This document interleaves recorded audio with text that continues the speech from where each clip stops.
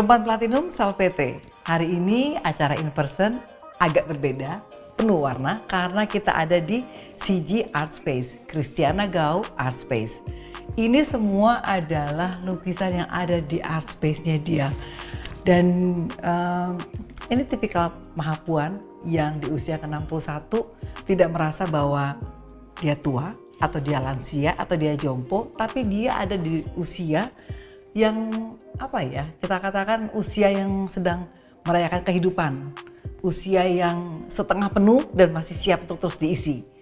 Nah, untuk melihat dan mendengar kisah Christiana Gau, kita akan temui dia sebentar lagi.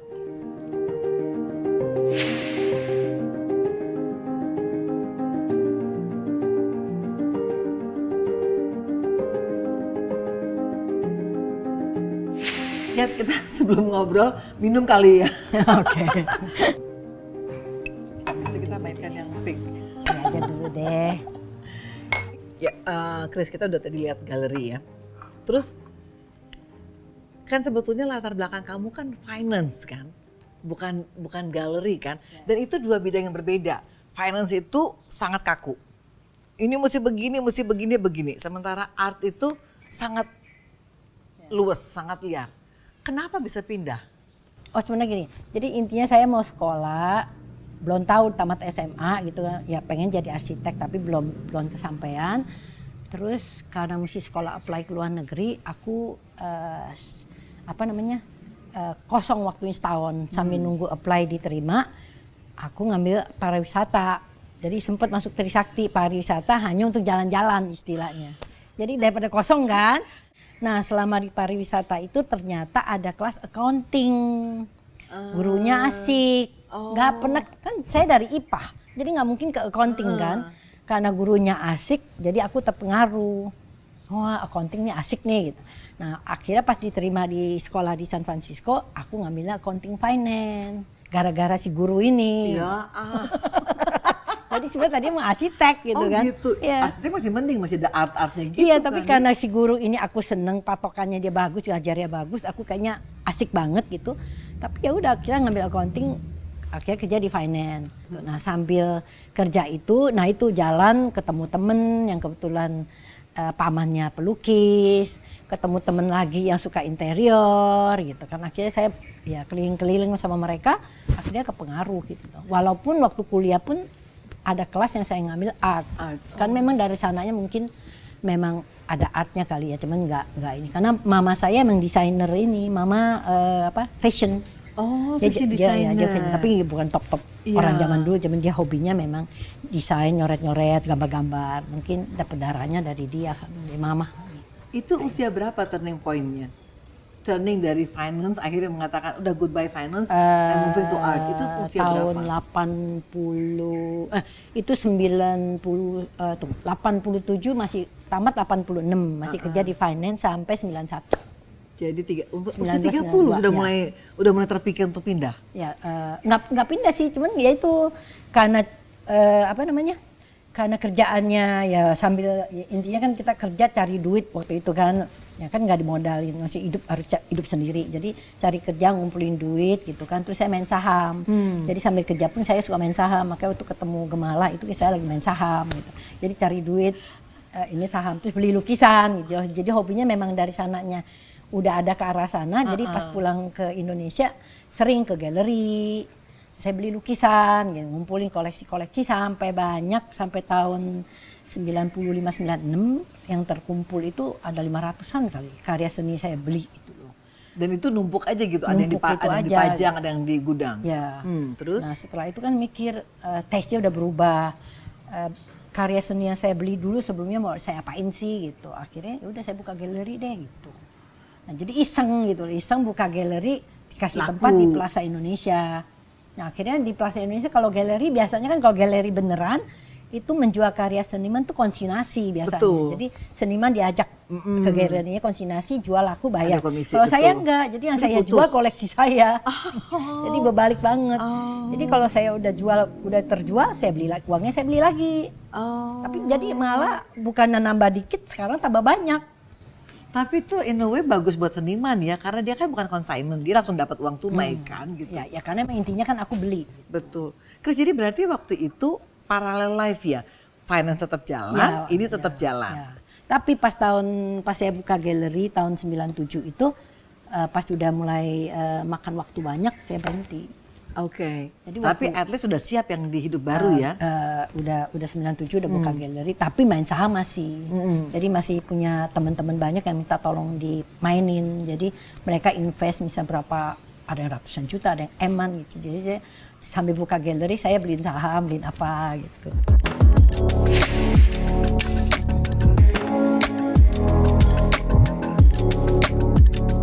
Jadi berarti orang itu kalau mau berhasil, dia harus siap ya.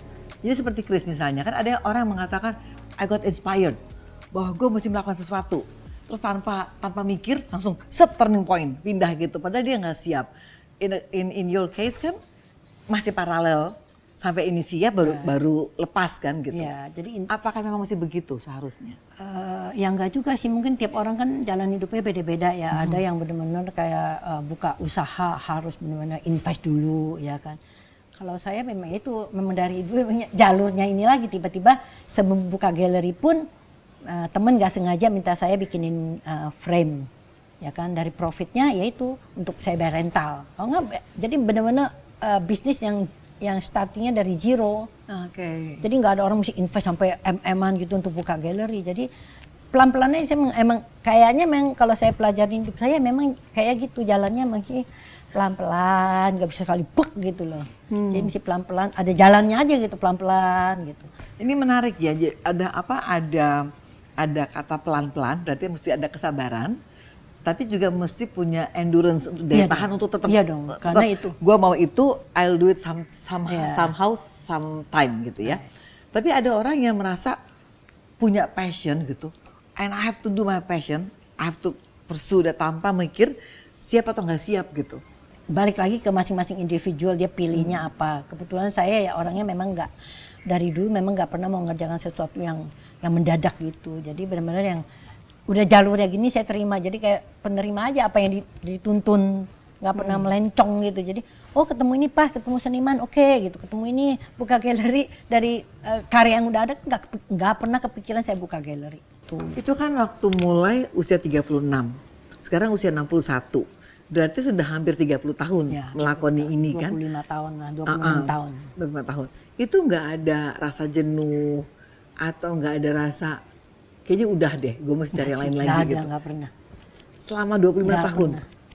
Jadi memang malah mungkin sekarang malah tambah mau memperbaiki. Lebih mau memperbaiki malah bukan ini kayak tesnya udah beda. Tingkatan gue tesnya mesti segini nih. Orang mesti cara ini yang mesti lihat ini Christiana CG mesti di level ini gitu. Jadi malah mesti tambah keren gitu loh. Karena kita lihat galeri luar internasional, ada galeri terbagus di dunia ternyata kita kan melihat kan, kayak gini gue juga mesti buat kayak gini. Gitu. Jadi malah lebih nggak give up, malah lebih mau maju. Jadi dari waktu kita masih muda, kita tuh udah harus memikirkan gitu ya. Nanti gue kalau tua mau ngapain gitu. Waktu itu terpikir nggak bahwa ini dilakukan untuk supaya nanti tua I have something to do, atau mengalir saja begitu? Mengalir aja kalau saya. Nggak pernah tujuan dalam arti ya kayak itu, nggak pernah punya tujuan. Oke nanti saya mau buka galeri atau saya mau pensiun muda atau saya mau mengalir aja sih. Kalau aku minta Chris menyebutkan suatu sosok yang menjadi inspirasi dalam hidup, can you name one? Mungkin bukan inspirasi kali, mungkin sosok saya kagumin ya gitu kan. Kayak kalau di seni kan Frida Kahlo gitu kan. Nah, itu saya suka banget. Karena Frida Kahlo. Gayanya atau hidup, karena kan hidupnya juga unik kan? Gayanya saya lebih suka gayanya, bukan hidupnya, gayanya. Kayaknya berani gitu kan, menampilkan diri gitu kan. Pede lah, percaya diri, apa yang dia mau ya istilahnya gitu kan, dia lakuin gitu.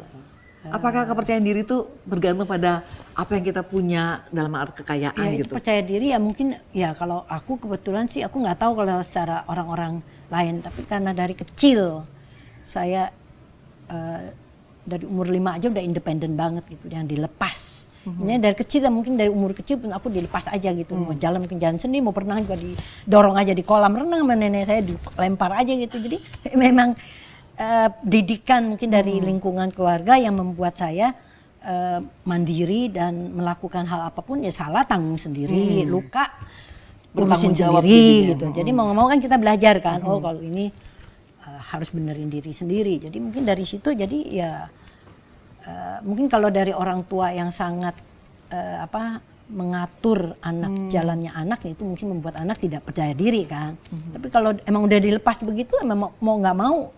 Betul. Jadi percaya diri itu bukan akibat ya, Bukan, tapi dia dasar. Jadi kalau Dasar. kita mau menjadi sukses kita mesti punya kepercayaan Dan- diri, dan bukan itu- dibalik sukses dulu baru percaya Enggak. diri gitu ya. Jadi memang dilatih dari keluarga.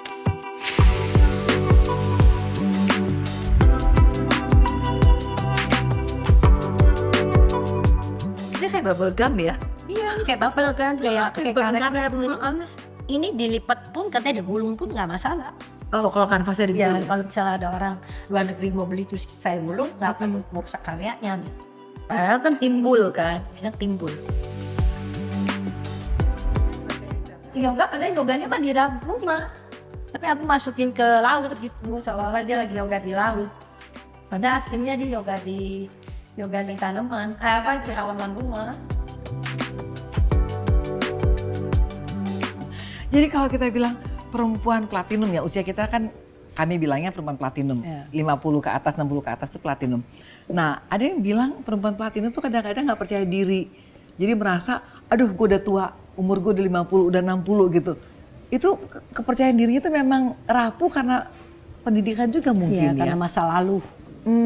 Kayak dari perjalanan hidup ya. Oke. Nah, saya rasa dari perjalanan hidup kalau dia memang sudah terlatih dari dulu, mestinya sih dia nggak punya perasaan nggak percaya diri gitu kan. Apalagi dia ya nggak tahu sih, kadang-kadang emang banyak yang manja juga sih yang ya itu overprotective dari orang tuanya sebenarnya kan. Jadi kayak sekarang kan saya lihat ibu-ibu muda aja kan didik anaknya tuh benar-benar yang overprotective banget. Yang pegang handphone kemana-mana ditanyain kamu di mana, ada di mana gitu kan. Sebenarnya kalau dilatih dari kecil mestinya Diberi kepercayaan iya, gitu ya. jadi dia melakukan hal apapun. Ya saya pun banyak kejadian misalnya tenggelam di sungai lah. Ya tetap aja hidup gitu kan. Itu nggak mengurangi kepercayaan diri kan. Iya, Akhirnya ya ditolong orang sih akhirnya. Ya itu mungkin daya juang Iya, juga daya juang, mempengaruhi. betul, determinasi. Daya juang dari kecil gitu kali. Waktu, ini kan sekarang umur 61, waktu pas umur 60, ulang tahun ke 60 nih, Enggak. apa yang dirasakan? Nggak ada apa-apa sih, aku nggak rayain. Tapi Malah berasa nggak, kan aduh gue 60 nih gitu. Enggak, ya cuman oh besok 60 ya gitu kan, ya udah. Tapi kan secara fisik nggak berubah. Ya kan, cuma umurnya aja yang bertambah. Jadi kenapa orang mesti panik ya? Nggak perlu panik.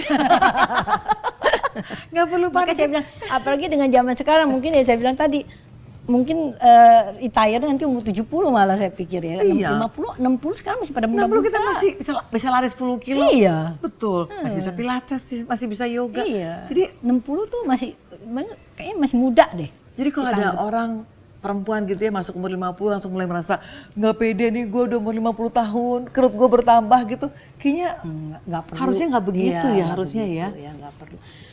Ya maksudnya secara fisik kadang-kadang kan umur 60 dan berarti penuaan kulit apa-apa yang terjadi ya kan. Tapi ya so what gitu loh. Bener, diri Emang kita. udah umur 60 udah begitu gitu kan. Malah saya bilang malah ada yang lebih glowing, Setelah lebih usia mateng, kelihatannya betul. gitu kan. Cuman ya kan beauty dari inside kan harusnya. Benar, Bukan dari fisik. bukan dari outside. Iya kan. Benar, Jadi benar. kalau kita memang kelihatan dari dalam hatinya baik, ya kan, suka senyum, ya kan, usia sama nggak orang menjadi, nggak pernah ribut. iya, usia ya nggak kan. menjadi faktor yang Nggak membuat jadi orang, faktor. gue nggak temenan sama dia udah tua soalnya gitu. Nggak ada Nggak kan kayak gitu. nggak ada. Malah kita admire kan. Bener. Kalau dia lebih tua dari kita, gila sih ibu itu keren amat sih gitu kan. Malah kita mau berteman, Betul. malah, ya kan? Malah mau jalan sama dia. Betul. Artinya ya jalan pun nggak apa-apa, kita bantu-bantu dikit kan nggak apa-apa. Manusia kan saling bantu ya. Iya karena kita Betul. kan masih lebih muda Benar. misalnya, ya udah Betul. kita tuntun lah nggak apa-apa. Tasnya bisa kita bawain, ya kita berasa lebih muda ya kan. Kan bisa begitu.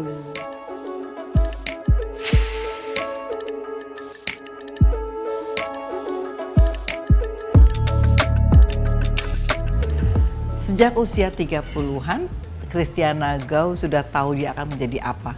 Dia sudah tahu bahwa seni adalah hidupnya dan hidupnya adalah seni. Jadi dia mulai melukis di kanvas kehidupannya. Kita adalah artis, kita adalah seniman, kita adalah pelukis dari hidup kita. Jadi jangan sekali-sekali memberikan kuas kehidupan kita kepada orang lain untuk melukis di kanvas kita. Itu adalah kanvas kehidupan kita. Lukislah dengan apa yang kamu mau, lukislah dengan apa yang kita inginkan. Gak usah peduli dengan omongan orang lain. Karena kita adalah perempuan platinum, karena kita adalah mahapuan. Sampai jumpa dalam in person berikutnya.